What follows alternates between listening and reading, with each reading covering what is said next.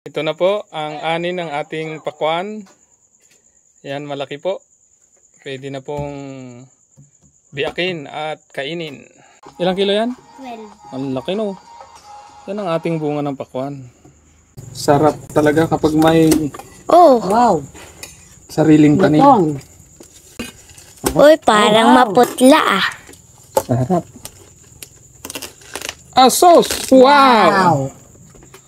Parang matamis. Wow. Red na red.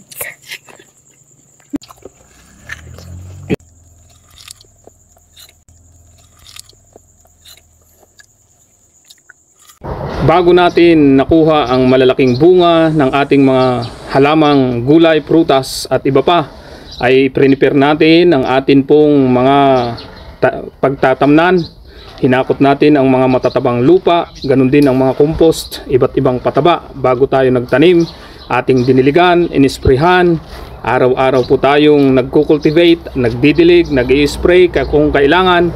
At pagkatapos nun, tayo po'y aani na dahil malalaki na at namumunga na ang ating mga gulay at prutas sa ating bakuran. Tara, samahan niyo po ako sa pagpitas ng mga gulay at prutas ngayong araw na ito. Good morning mga kasabat. Tayo po ay mamimitas ng ating pong mga gulay prutas dito sa ating bakuran dahil aalis po ang aking anak papuntang Pa-Adventist Academy sa Lucas City. At tayo po ay mamimitas ng ating pong mga babaunin nila. Babaunin niya. Ilang patulanak? Dalawa lang. Dalawa lang. Ganda ng video ha. Ito at yung kabila. Isa. Dito tayo sa kabila. Malaki-laki itong nandito. Sigurado kang kasya na itong dalawa? Okay. Ano pa ang gusto mo? Madali ba yan bulok? Hindi naman, basta nakaref. Isa pa? Wala naman akong rep. Sige, isa pa. Oh, yan. Ito ang maganda kapag mayroong tanim na sarili sa bakuran. Tara dito. Pipino, gusto mo? Sige. Oh, pipino. May prutas ka na. May gulay ka na. Doon banda ron. Ay, nalaglag ko. Pipino. Saan na yung isang maganda-ganda? Ito. Kunin mo na lahat. Baka masira.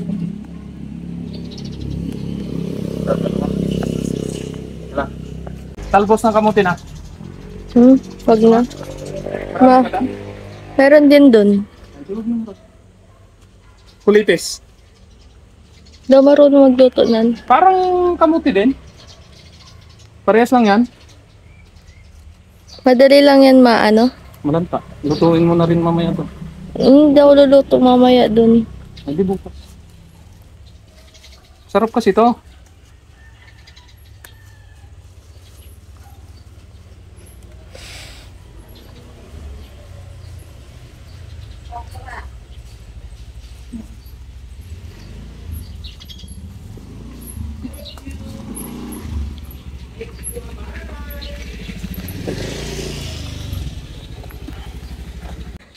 Kuha tayo ng pakwan.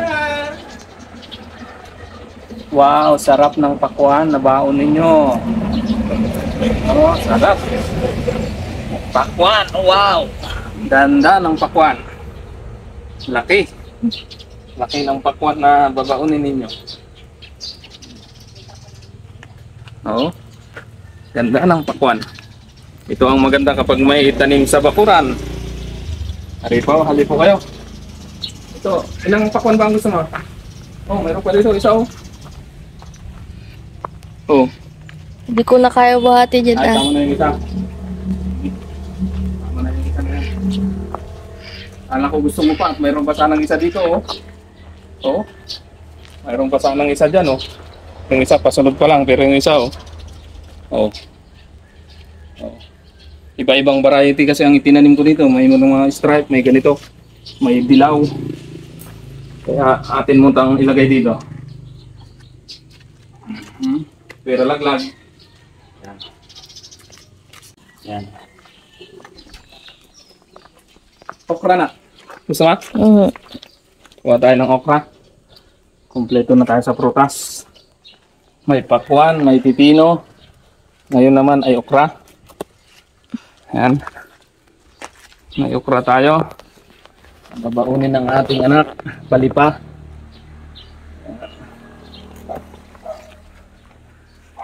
Masarap to. Konti ang spray niyan. Halos walang abono. May konti ring abono. Semi-organic itong baon mo na to. Yan.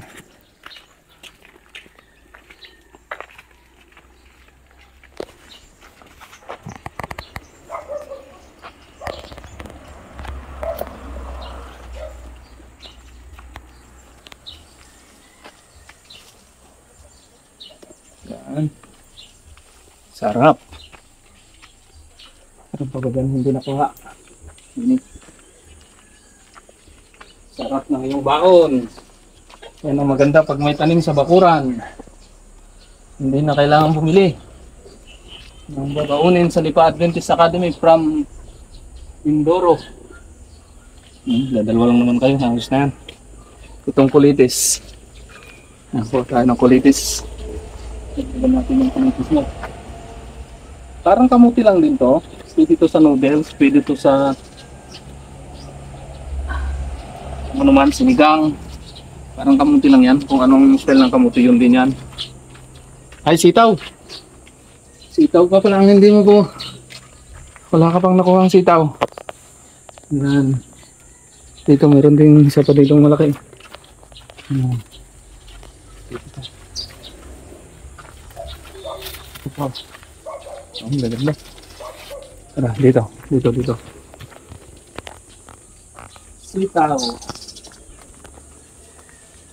Oh.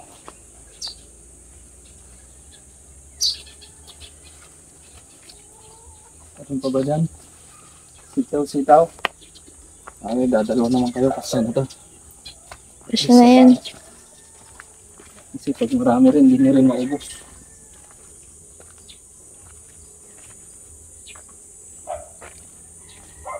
Ayan. Tara, samahan niyo po kami at kakain po tayo ng ating pong pakwan na malaki at masarap. Oh, paano ang hati? Dito? Gitna? Oh, laki oh. Sarap talaga kapag may Oh, Wow. sariling tanim. Lutong. uy, parang maputla ah. Sarap. Ah, sauce! Wow! Parang matamis. Wow. Okay, yan na yung pakwan. Focus mo. Sarap oh. Juicy, nam-nam. Ito lang ata ang kaya natin ubusin, oh. Okay. 12 kilos. Red na red.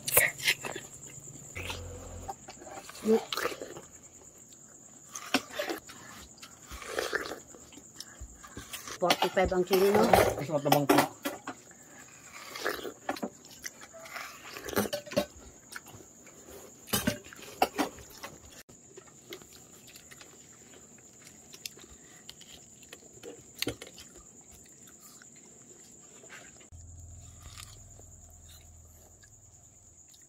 Pong tingnan ang ating pong mga picking pakwan.